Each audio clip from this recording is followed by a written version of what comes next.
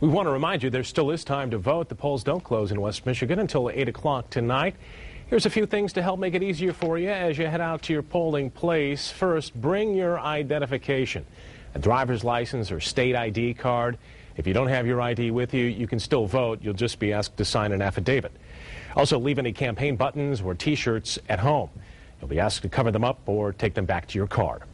Experts predict about half of Michigan voters to turn out today. They're expecting about 52%. It won't be as busy as a presidential election, but still pretty high turnout with the governor's race this year. And for the first time in 8 years, there will be a complete change in the major state offices: governor, lieutenant governor, secretary of state, and attorney general. Plus, nearly 3/4 of the state Senate will be new members. Half of all of the state House members in our coverage area will be freshmen.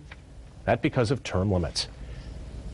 President Barack Obama and the Democratic Party bracing themselves tonight, not just for election losses, but a rejection of the administration's health care reform and economic stimulus plans.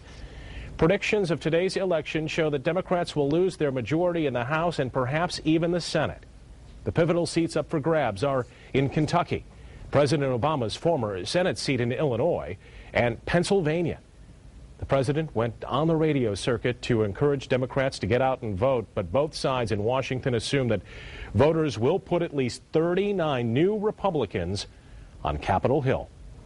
A Tea Party tidal wave coming to Washington. They're not going to be fooled at the end by someone who's taking advantage of their rightful anger. Close Senate races in California and Washington state mean that we won't know for many hours how bad of a day this may turn out to be for the Democrats. What's the biggest issue facing the country on this election day? According to an Associated Press analysis of exit poll results and pre-election polls, it's the economy. Nearly all voters are worried about the future of our economy, and about 4 in 10 say they are worse off financially than they were 2 years ago. Voters are expressing dissatisfaction with President Obama and Congress, and they don't have a favorable view of either the Democratic or Republican parties. For more on the national races and how they could affect the country's political makeup, we're joined right now live by MSNBC Chief Washington Correspondent Norah O'Donnell. Norah, thanks for being with us.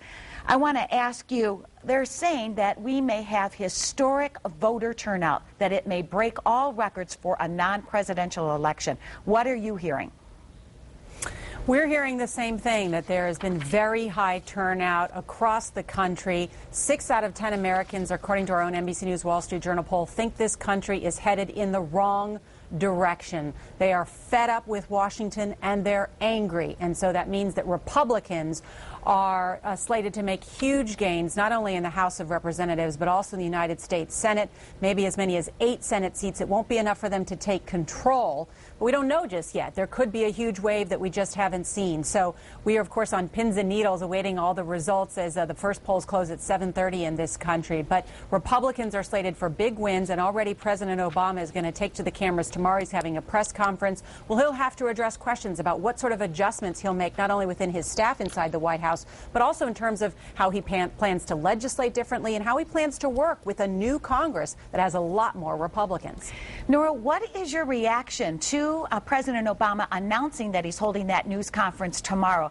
Do you think he is, in essence, throwing in the towel and telling a lot of voters who still have 3 hours to go, if they're here in Michigan, to vote and elsewhere in the country?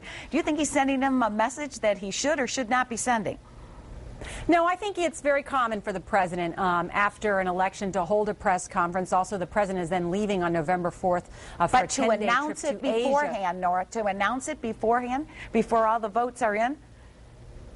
Yeah, that doesn't surprise me that much, but I do think what's interesting is that the head of the Democratic National Committee, the chairman Tim Kaine, has indicated that this president knows that the American people are going to vote for change and that he's going to have to make, in his words, adjustments. And so what are these adjustments that the president's going to make? And so I think what we'll be looking for is what the president says based on the results tomorrow.